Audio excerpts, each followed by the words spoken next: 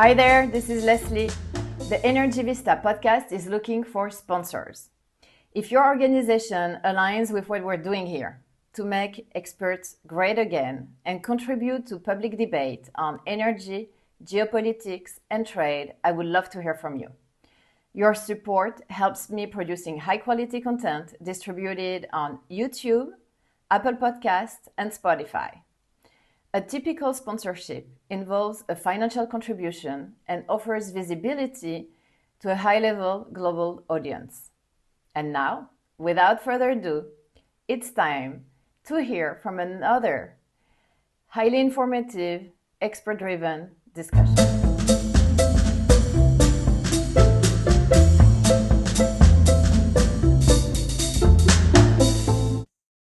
Welcome to Energy Vista, a podcast on timely energy issues, personal and professional trajectories. A podcast where we make experts great again and contribute actively to the public debate and policy making around commodities, the geopolitics of energy and trade. I'm your host, Leslie Palti-Guzman. It's July 10, 2025, and time for a new Energy Vista episode.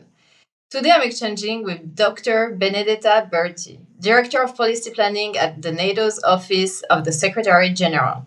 She brings a unique perspective at the intersection of strategy, diplomacy, and resilience and defense. As a disclaimer, Benedetta and I studied together. We met actually 20 years ago.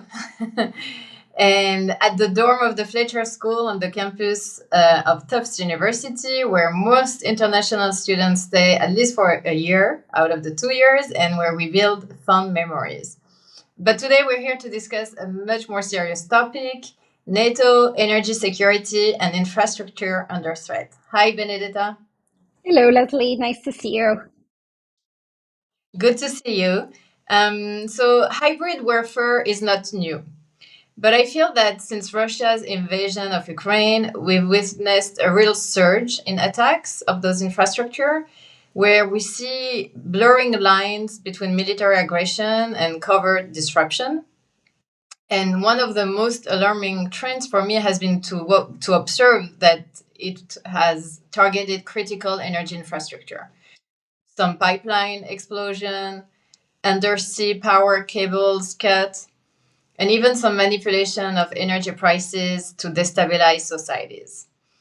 So as we see more war coming back at the forefront around the globe, and also geoeconomic rivalries, including with China, we may enter a new phase of energy security, a new era, where it's not just about securing supply or looking at the demand picture, but it's also about national resilience, protecting those critical infrastructure, actually also securing shipping lanes, and maybe offering some kind of deterrence. So I'm very excited to speak with you because you bring a unique perspective here, and you are at the forefront of thinking about all those topics. So my first question is, why and is energy security now part of the NATO collective defense strategy? Right. Well, I think you have actually your introduction, I think, was really beautifully summarized. I think all the reasons why energy security really matters to collective defense, which is NATO's core mission, right? To ensure the collective defense of allies. And I think you can unpack it in different layers. The most basic layer would be our militaries need to have safe, secure energy supply in order to operate effectively. So that's your more operational level. And in that sense, for NATO, it's always been important to monitor and ensure that our militaries have the right energy, can rely on the right energy networks to operate effectively. So that's number one. You can have the best equipped, best trained militaries in the world, but once it comes to deployment, they also need to rely on secure energy supplies, and that involves also looking at the security of pipelines and the security of the energy infrastructure at large. So I would say that's step one. We need to have a safe and secure energy supply because our militaries depend on it to operate effectively. And of course, that means looking at a civilian infrastructure, because in all of our countries, energy suppliers and supply chains are civilians. So I would say But that's actually, step.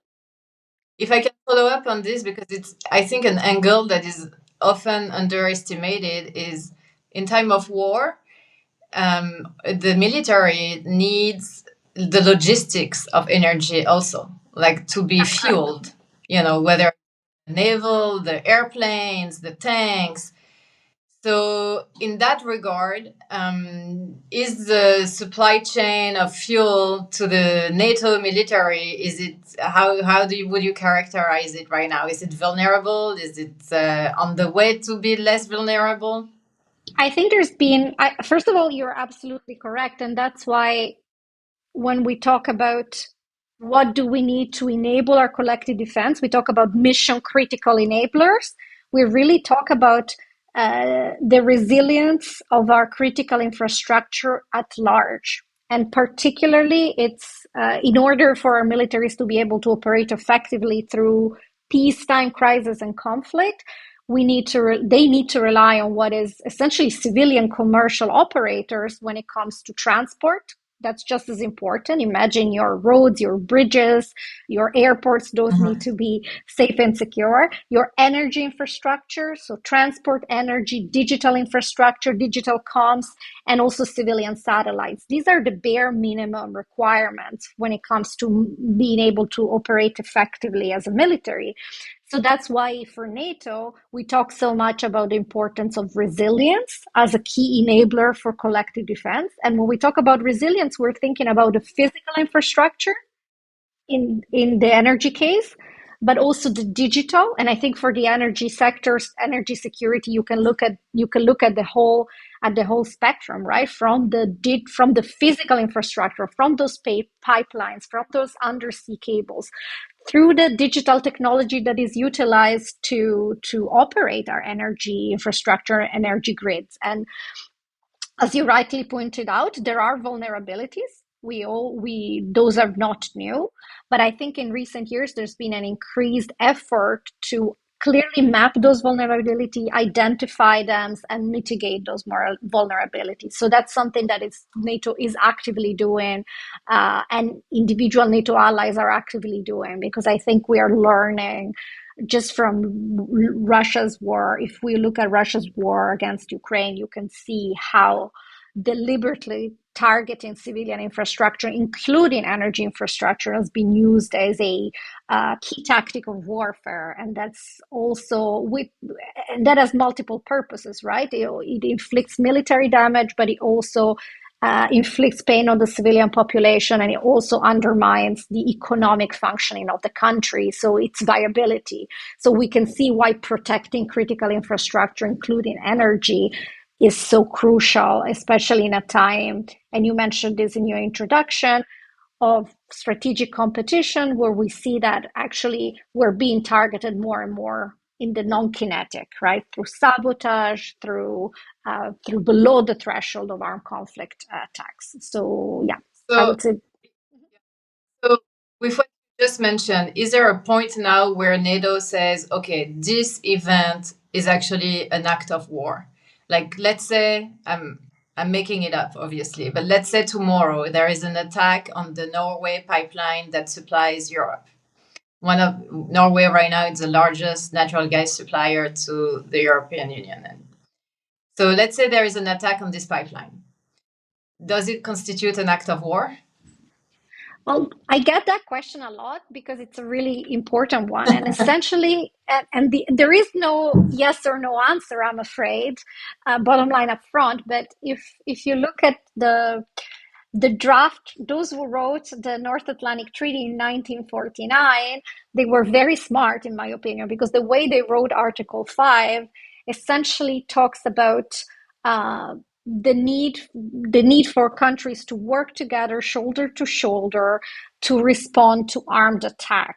That armed attack isn't defined precisely, And that has been, I think, a key strength of NATO because, of course, if you go back to 49, what they were thinking in their head when they wrote Article 5 was, of course, a situation of conventional or, God forbid, nuclear confrontation between NATO countries and the Soviet Union. But they didn't make it explicit by talking about conventional threshold or any threshold for that matter, leaving very much the core of the decision to the political deliberation of the alliance.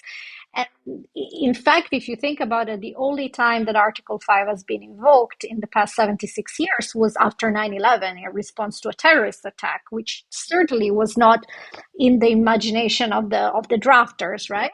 But in the last few years, just to complement a little bit what I've said, NATO allies have made a few important political statements. For example, they have clearly stated that an Article 5 situation can arise out of an attack from all our operational domains. So that's space, cyberspace, land, air, and sea. And that includes a declaration that attacks in, from, and within space could also trigger Article 5. And in the same vein, they've also mentioned that a severe, crippling hybrid attack could be considered indeed as an act of war. So there is no immediate, the threshold is not defined clearly because, of course, it would have to be the result of a political decision. And also, you do not want to tell your adversary exactly how much pain they can inflict on you before you react. So Yeah. there is some logic behind the ambiguity. But I think it's been clear that sustained, cumulative, crippling hybrid attacks could very much trigger a discussion around collective defense. Mm-hmm. And so, following like what we saw around the Nord Stream, the 5 branches of Nord Stream explosions, then some attacks on the Baltic connectors, the Baltic undersea cables. Has NATO taken some decisions to increase deterrence? Like, I would say that in recent years, yes, NATO has taken concrete steps to more actively contribute to the security of our undersea cables, to deter potential adversaries and competitors from attacks, sabotage, but also to enhance our collective situational awareness. So just to give you a few examples. Yeah, exactly. Is it more sentinel, like, naval presence? Correct, all of the above. So very practically, it starts with since this January, the Baltic-centric mission, essentially increasing the amount of patrolling in the Baltic Sea in cooperation with the Baltic Sea allies, a very concrete way to increase our ability to detect potential hostile actions, a very concrete way to enhance deterrence through increased presence, but also a way to support law enforcement by individual allies simply by having a much more extensive coverage and presence at sea, but also in the air to collect relevant information. In addition, NATO, over the last couple of years, has also set up first of all, here at the NATO headquarters in Brussels, a cell that works on the security of undersea infrastructure. And this hub essentially works to connect NATO with national governments and representatives from industry to make sure that we have that cooperation that is very much needed, because here we're talking about a mission that is very hard, if not impossible, to undertake without strong partnership with the private sector and the commercial operators, and to have better situational awareness, monitoring, but also ability to repair and react. And then in our maritime command, we have a maritime command in the United Kingdom, and they've also set up a cell that essentially looks at bringing together the intelligence from different allied countries so that we have a much stronger situational awareness of potential threats at sea. So through all these measures, you can see that there's been an increased awareness, attention, but also action through deterrence and vigilance. Talking about the UK, I saw an announcement today that France and the UK wanted to collaborate closer around nuclear deterrence. There are not that many nuclear power within NATO. I mean, a few, but do you think that ultimately this is the best deterrence that could happen for, like, enemies that are applying those hybrid threats? Well, I would say from a NATO perspective, we are very clear that NATO's deterrence and defense posture is based on a mix of nuclear, conventional, and missile defense. But at the very core, the ultimate guarantee of allied security is our nuclear deterrence. So it's something that it's very important. It has been very, very important to NATO's doctrine for the past 70 plus years. As you know, within the NATO alliance, we have three nuclear powers: the United States, through also its four deployed nuclear arsenal in Europe, and of course the independent nuclear assets of the United Kingdom and France. I haven't looked at the details of this particular announcement, so I cannot really speak to that. But in general, of course, when our allies are able to cooperate more and enhance their deterrence by mutual cooperation and sharing of information, that's something that makes the whole alliance stronger. So it seems to me like a welcome development, especially in an age where unfortunately we see that the security environment is really more complex and more dangerous than it has been for years. Yeah. A few months ago, one of your report, I think, mentioned the threat of China for one of the first time, like for NATO to consider China as a future threat to the alliance and the security. So as China grows potentially as more a economic competitor, rival, how do you see security in ports, in grids, and supply chain, and what is the role of NATO in that regard? Right. So maybe two different points. Firstly, you are very much correct that the NATO has historically not focused on China, and it remains today an alliance focused on the Euro-Atlantic area, and with the main direct threat for NATO being the Russian Federation and the enduring threat of terrorism. That said, in the last NATO strategy, which was published in 2022, our strategic concept, we do talk about the People's Republic of China as a systemic challenge. And there, the focus really is on the PRC's actions in the Euro-Atlantic area through, for example, hybrid activities, malicious cyber attacks, but also through the creation of strategic dependencies. And so there is certainly a recognition that it is important to monitor that challenge and to build resilience against hybrid threats, no matter whether they're originating from state or non-state actor, for that matter. And then there's also a recognition, and I think that's also a lesson learned from Russia's war against Ukraine, that our one-side dependencies and vulnerabilities in the economic realm can become security threats. And that was, of course, the big lesson from the one-sided dependency on Russian oil and gas. So that lesson is important, and it is translated into work that we do on how to ensure diversification and resilience for the supply chains that are critical for defense industry. This is very important. Critical minerals. Exactly. Yeah. This is important because, as you know, there is now, in the last NATO summit just a couple of weeks ago, NATO allies have agreed to what I would say is a historic increase of defense spending. And also, they have agreed that one of our key priorities will be how to step up defense industrial production. But of course, to do that, we also need to make sure that our defense industry has safe and available supply chains, right? Yeah. So that type of work is also being done at NATO by mapping critical materials that are needed for our defense industry, by looking at how countries can come together on issues such as stockpiling, diversification of supply. So there is work happening. I think it's illustrative of what you said at the beginning, namely that we live in an age in which the lines are very blurred between what is civil and military and what is only civilians and what is also defense and security, right? So yeah, this work is happening.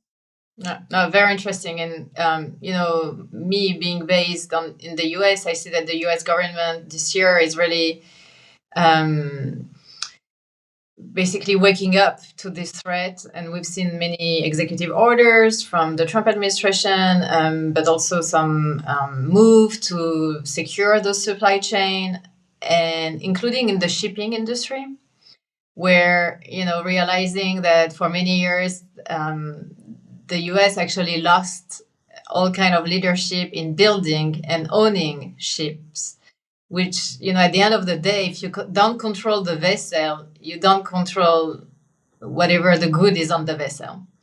And those kind of strategic visions are so important nowadays to cope with the challenge of China that you were mentioning earlier. Because as we know, I mean, on the shipping side, at least, China is owning increasingly more vessels and has become the largest builder of vessels around the world. So yeah, it's when we talk about logistics and supply chain, we have to consider all those different elements. That's right. And I think a lot of these conversations are back on the table, both in the United States and in Europe, again spurred by 2022 and the full scale invasion. But there's certainly, I would say, a sense that there is much catch up that we need to do when it comes to boosting our defense industrial base for once, but also really our industrial muscle, so that we can harness the necessary economic heft that we need to support this much more demanding and ambitious goals for defense. So I think these conversations have become much more central, and those include also talking about the logistics, the enablement, because of course, as you rightly point out, without a safe, secure, and diversified supply of energy or safe and secure digital communications, it's going to be really difficult to effectively deploy and utilize our militaries. So it's very much back on the table. Yeah. So now talking a little bit about what's next in terms of scenario planning. Do you foresee any energy infrastructure disruption short term, like let's say for the next winter, or more medium, longer term? Like what do you think is the most pressing potential vulnerability to address or to watch? I would say that we have been over the last couple of years, we've seen quite clearly how energy supply can be weaponized, energy dependencies can be weaponized. And I think without having a crystal ball, I would say we should learn that lesson and we should heed that warning when it comes to our critical vulnerabilities and one-sided dependencies. And there should be a call for deliberate diversification, friendshoring, for really investing in understanding why over reliance in the energy sector can yield very severe risks. So I think that's a lesson that we are learning. I would say also, looking at the last couple of years, it is clear that we need to continue the work we're doing to increase the monitoring and the awareness of our undersea cables, because they are vulnerable. I think there's been important work being done, but certainly that I would not think it wise to not keep the foot on the gas on that one. Just for the audience, like what we've seen so far with the undersea cable has been mostly some vessels dragging their anchor and cutting purposefully some of these cables. I think what we have certainly seen, we have certainly seen disturbance of undersea cables, whether of different origin. But I think that the message is clear that we need to make it a priority to ensure the right capacity to monitor, to detect, but also to invest in repair. Because of course, we also know that at times not undersea cables are not just vulnerable to sabotage. There can also be natural events. There can also be whatever other circumstances. So building up our ability to recover and repair is incredibly important. And then, of course, we need to continue looking at the vulnerabilities in our energy grid. That's something that we do know exist across every country. I'm talking about an alliance of 32 countries, so I don't want to make too blunt generalizations, but in general, we do know there are vulnerabilities, especially when it comes to looking at the same could be said when it comes to our digital infrastructure at large. So these are all areas of work. So from our discussion, I see potentially two opportunities too. Like one is for the European economies to restart their industry, even if it's hardware, armament, and shipping or whatever it is. It seems like it could be also a boon for the economy, potentially. Absolutely. And the second one would be that, like for new technologies, to detect, monitor. I'm thinking about drones, but I'm sure there are many AI applications where, and then you have some transfer from the military side to the civilian side, and it's always a positive for economies.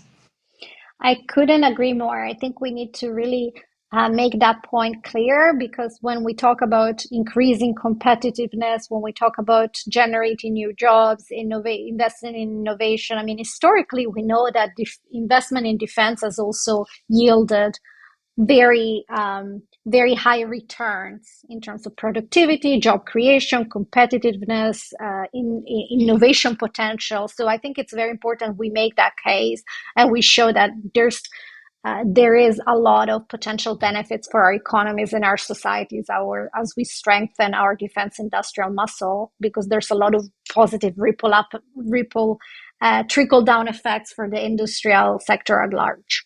Yeah. So let's move quickly to your personal and professional trajectory, Benedetta. You're a woman in a circle of what I think is probably mostly men, defense, military. Let me know if I'm wrong. Were there any women in your position before you? And how is it to, like, in terms of culture? Because NATO is both civilian and military, but how do you find it to communicate, exchange with your colleagues that are coming from the defense? Tell us a little bit about the environment at NATO. Sure. So I've been in the office of the Secretary General of NATO for the past 7 years. When I arrived, I was, if I'm not mistaken, I don't think I am. I was the first woman that was chosen for this job as a head of policy planning.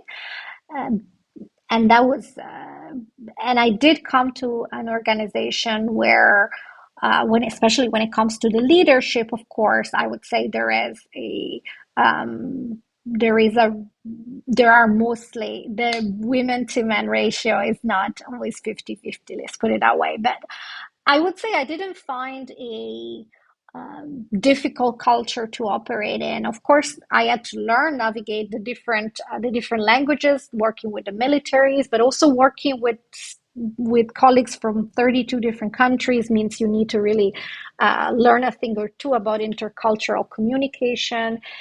But I have to say that overall, actually, what struck me at the beginning was that it was a fairly open, especially the office of the Secretary General. When I arrived, it was fairly open. It was diverse.